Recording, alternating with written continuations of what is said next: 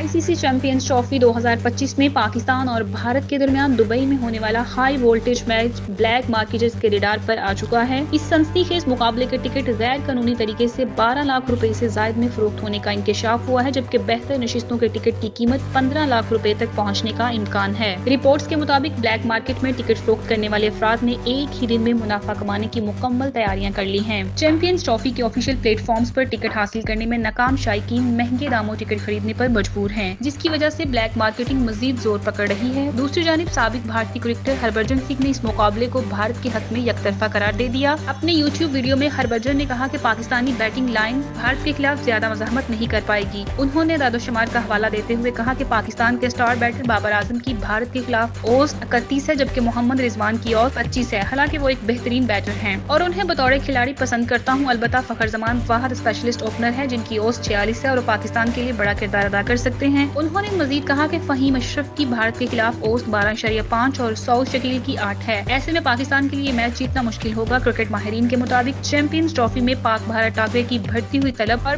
Black market में टिकटों की आसमान छूती कीमतें इस बात की निशानदही करती हैं कि ये मैच क्रिकेट शायकीन के लिए गैर मामूली अहमियत रखता है।